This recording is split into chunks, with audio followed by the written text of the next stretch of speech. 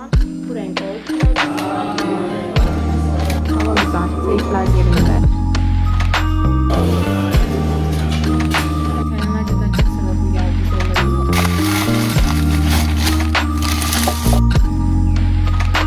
İlgili olan birçok şeyi yazıyorum.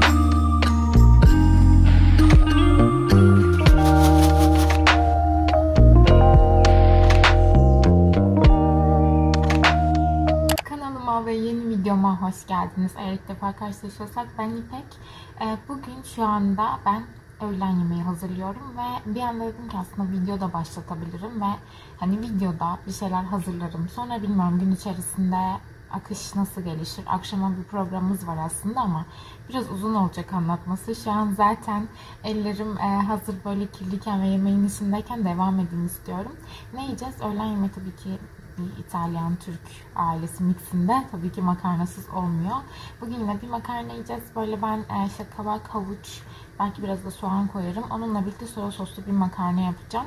Geçen markete gittik. Böyle 3 şişe soya sos almışım. Nasıl bir özlediysem. Bir ara gerçekten çok canım çekmişti ve markette o ara kapalıydı. 3 gün falan kapanmıştı. Çünkü şu anda Christmas tatilindeyiz arkadaşlar. Fabio da bayağıdır evde bu arada. Uzun bir tatilleri oluyor. Öyle markete giderken onu aldım. O yüzden güzel bir makarna yemek istiyorum soya soslu. Ben zaten kabağı falan rendelemiştim. Size hemen şöyle aşağıya alayım ve devam edelim. Var burada. Bunu hemen sotelemeye alacağım arkadaşlar.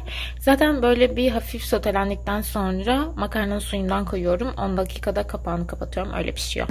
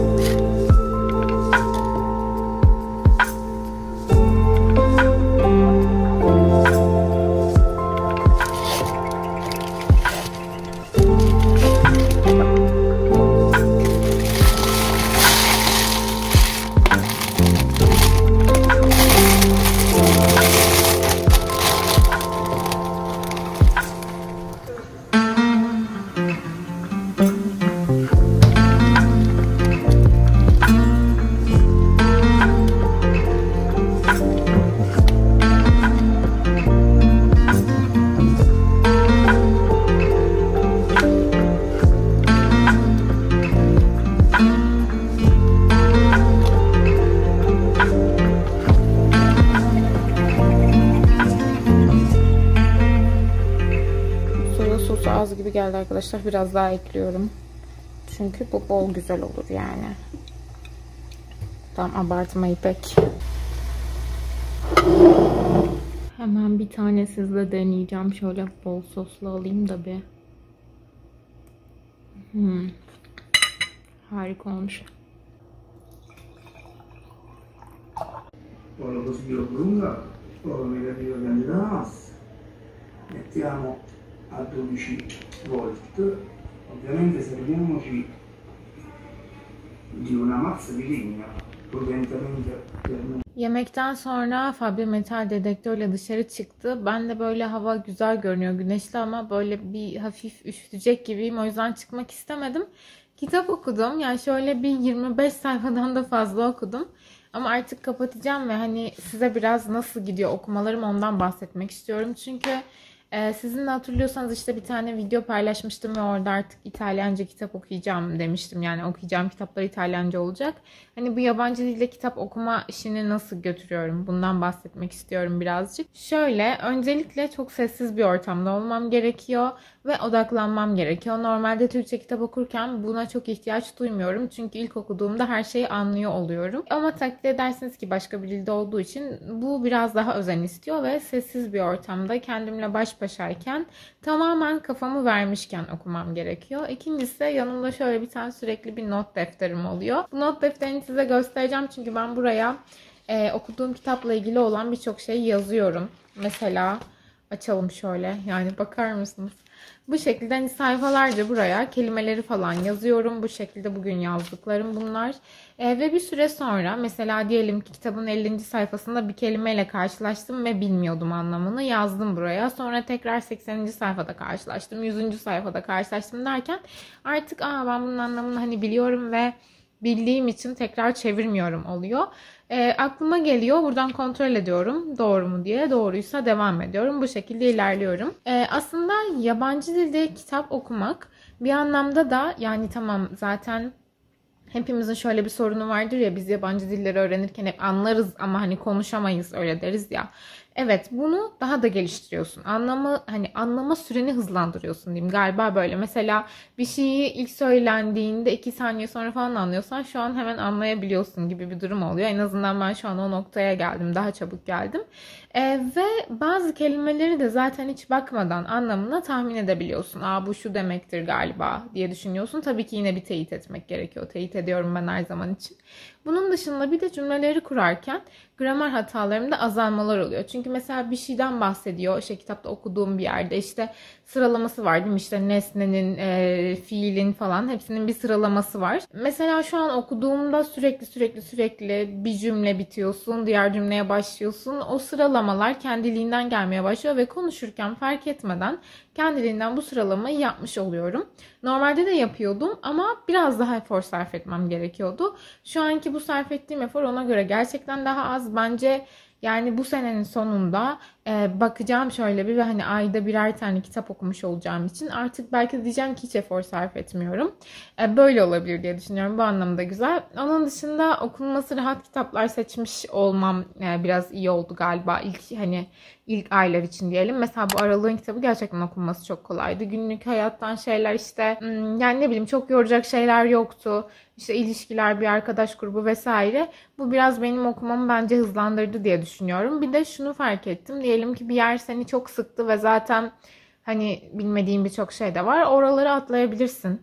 Galiba bu benim için hayat kurtarıcı oldu. Çünkü bazı yerler var, tabii ki birçoğumuzun okuma zevki başkadır ama yani ben mesela bazı yerlerde gerçekten hiç ilgilenmiyorum. Burada hokey maçından falan çok bahsediliyor ve bazen 10 sayfa hokey maçı anlatılıyor.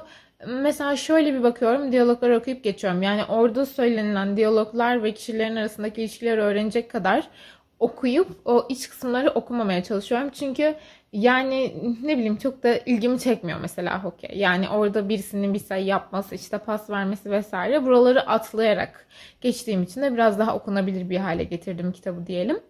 Bu şekilde neyse, bununla ilgili bu kadarlık şimdilik konuşmuş olayım. Yavaş yavaş gidiyor. Bu arada beni şu da çok mutlu etti. YouTube aynı zamanda benim arkadaşlarım da izliyor ve izleyen arkadaşlarım arasından bir tane arkadaşım İngilizce dilini çok geliştirmek istiyordu. Benden cesaret kazanarak o da İngilizce kitap almış. Mesela o da benim çok hoşuma gitti. O da İngilizce roman okumaya başlamış. Umarım tabii ki kendi dilimiz, yani Türküz ve Türkçe de bana eşlik edebilirsiniz ama eğer bir dil geliştirmek istiyorsanız, hangi dil geliştirmek istiyorsanız onunla mesela bu söylediğim kitapları alırsanız eğer ve benimle birlikte okursanız belki böylece birbirimize itici güç de oluşturmuş oluruz. Bu gerçekten beni çok mutlu eder, hayatınıza böyle bir yere dokunabilmiş olmak. Böyle yani bugün sakin bir gündü arkadaşlar. Daha çok evde olduğum, Luna'yla vakit geçirdiğim falan bir günde, oraları çok size çekemedim. Son paket kahvemi açtım bugün ve eşimle güzel bir Türk kahvesi içtik. Yılın son artık günleri ve biraz keyif yapmak istedik diyelim. Yani güzeldi, hoştu benim için. Güzel bir film izledik üzerine. Bugün akşama da planımız aslında var. Zaten birazdan hazırlanmam gerekiyor. Onu o zaman konuşuruz. Kısaca bir özetlemem gerekirse günüm çok sakindi ama uzun zamandan beri vlog çekme isteği yoktu. O yüzden bugün dedim ki ben bu vlogu bir çekeyim bugün. Yani çok bir şey yapmayacak olsam da ve evde olsam da açıkçası bu motivasyonla çektim diyebiliriz. Çünkü zaman zaman gerçekten kaybediyorum onu. Yani şöyle bir şey oluyor. Tabii ki YouTube'da var olmak ve sizinle iletişimde kalmak istiyorum ama bir beklentiyle vlog çekmek ve sonra o beklentinin karşılığını alamamak ve bunun sürekli tekrar etmesi bir yerde beni yormaya da başladı. Bununla ilgili 2025 nasıl gelecek bilmiyorum. Umarım Yani ya bu motivasyonumu geri getirecek, emeğimin karşılığını alabilecek bir döneme gireriz. Giremezsek de ben kendi kendime oturup kendimle bir toplantı yapmalıyım bence ve bazı kararlar almalıyım diye düşünüyorum. Bununla ilgili de zaten bu eğer gerçekleşirse sizin illaki haberiniz olacaktır, beni takip eden insanların. Bu şekilde sizinle koltukta biraz muhabbet edeyim istedim. Şimdi artık hazırlanmam lazım. Böyle biraz makyaj falan yaparız. Sonra daha nereye gidiyoruz, ne yapıyoruz anlatırım. Hazırlandım. Bugün amcanın doğum günü. Biz önce şimdi arkadaşlarımızla bir şeyler içelim diye düşündük. Böyle bir yarım saat falan arkadaşlarımıza takıldıktan sonra doğum gününe geçeceğiz. Ben de gitmeden, daha doğrusu hediyeyi tam olarak paketlemeden size aldığımız hediyeyi göstermek istedim. Çünkü geçenlerde amcanın bize hediye ettiklerini göstermiştim yılbaşında. Sonra dedim ki artık hediyeleşme şeylerimizi de gösterdiğime göre bunu da göstereyim. Hediyeyi şöyle size göstereyim önce. Kutusu bence çok güzel görünüyor. Tabii bir duş kutusu daha var ama yani bir not yazacağım. O kutunun içine bununla birlikte koyacağım birazdan. Böyle size göstereyim dedim işte. Paketini yapmadan önce böyle çok tatlı bir güzel ve bence tam yansıyor gerçi. Hani 50 yaşına uygun bir şey olur diye düşündük. Fabio zaten saat almak istiyordu ama yaklaşık 2 hafta saat baktık arkadaşlar. Biraz büyük seviyor şu kasa kısmını. O yüzden biraz büyük aldık. Fabio'nun yani taktığındaki fotoğrafları eğer bulabilirsem benim telefonumdaysa onu da yana koyarım. Bayağı büyük. Hani Fabio'nun çok nasıl diyeyim tam olarak beğenebileceği bir şey değil ama amcası daha büyük sevdiği için böyle bir şey aldık ve belli bir yaştan sonra insanlar altın şeyleri daha çok seviyor, altın rengi şeyleri. O yüzden bu renk oldu. Biraz daha böyle yakından şu kamerayı diğer tarafa çevirip size göstereceğim detaylarını görebilin diye ama buradan çıkartmayacağım çünkü çıkarsınca geri ben takamıyorum. Şimdi güzel işte bir not yazacağım hani doğum gününün kutladığımıza dair ve altına da işte isimlerimizi yazacağım. Çünkü bugün ona çok fazla hediye gelecek. Ya bir restoranda yapıyorlar, herkesi davet ettiler. Yani biraz böyle resmi ve herkesin ona hediye verdiği bir gün olacak. Hediyeler arasında kim kimin karışıyor. O yüzden mutlaka not bırakmanız gerekiyor. Bu arada onun doğum günü videosunu ben editledim. O da çok güzel bir şey oldu benim için. İşte eşiyle konuştuk falan ve bana küçüklükten olan bütün fotoğraflarını getirdi, albümleri getirdi. Tek tek fotoğraflarını çektim. Sonra eşini ve hani oğlunu ayrı ayrı konuşurken çektim. Bir videoda toparladım. O böyle bayağı bir hani özel bir şey olduğu için muhtemelen buraya koyamam ama belki yakalayabilirsem amcanın izlerkenki tepkisini çekebilirim diye düşünüyorum. Videonun ilerleyen zamanlarını belki görebilirsiniz. Bu arada çıkmadan outfitimi de size bir göstereyim istiyorum. Gerçi full yani black bugün. Hani o yüzden çok bir şey anlaşılacak mı bilmiyorum da hemen şuraya geçeyim ve göstereyim size. Videonun burası dikey farkındayım ama başka türlü şu anda size yani üzerimdekileri göstermemin yolu yoktu. Böyle siyah boğazlı bir triko bir şey giydim. Ben zaten bunu böyle hani özel günlerde falan giymem gerekirse diye düşünerek de almıştım biliyorsunuz. Altında böyle bir tane eteğim var. Bunu da yine aldığımızda size göstermiştim. Üzerine yine siyah bir blazer giymeyi düşünüyorum şöyle. Zaten bu kombinlerden çok dikkat ettiğim şey eteğim kısaysa ve blazerım uzunsa ikisinin aynı boyutta eşitleniyor olması gerekiyor bence. Ve bu da tam olarak öyle arkadaşlar. O yüzden yani şık bir görüntü elde etmiş olabiliyorum. Tabii ki kısa bir blazer giydiğimde bu hani mümkün değil ya da işte uzun bir etekle uzun bir blazer kombinliyorsanız vesaire bunlar çok normal. Ama eğer bu uzunsa ve etek kısaysa tam olarak çizgi şöyle olmalı. Neyse ben hazırım. Şimdi videoyu tekrar yatay kısmına o formata geçirip devam edelim.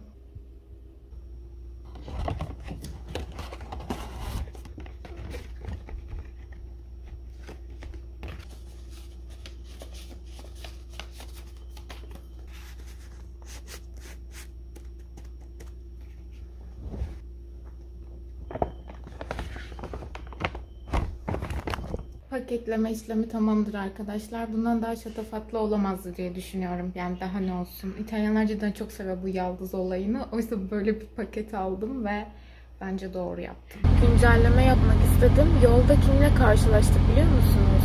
Yani tam restorana giderken Fabio'nun amcasıyla karşılaştık ve durdu. Hani öyle selamlaşırsın ya, muhabbet edersin. Hatta sonra muhabbet uzadı. Arabadan indi falan. Nereye gidiyorsunuz falan filan. Ne diyeceğimizi bilemedik. Çok ilginçti. Şimdi yolumuzu değiştirdik. Biraz park ettik. 5 dakika bekleyeceğiz. Çünkü arkasına takılıp gidiyormuş gibi olacak yoksa. O yüzden buradayız. Bekliyoruz. Çok ilginç bir şekilde yakalandık adama ya.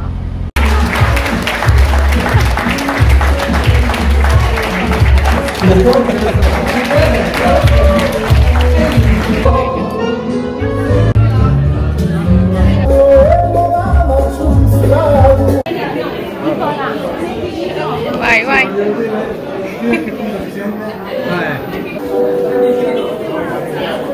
Trenden o. Trenden iyi. Good maximum ama.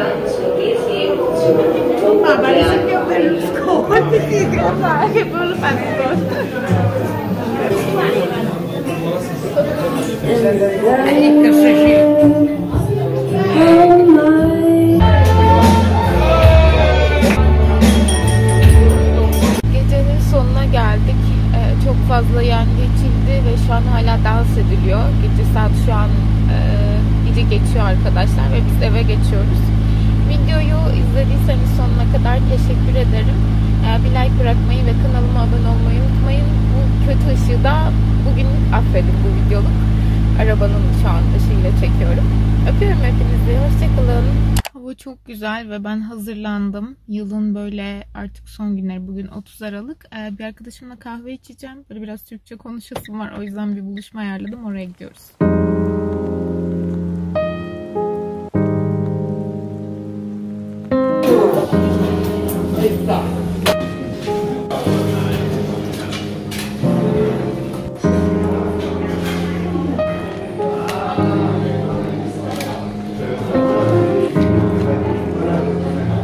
Arkadaşımla buluştum. Çok güzel geçti arkadaşlar. Yaklaşık 2-3 saatten beri kendi dilimi konuşuyor olmak harika bir şey.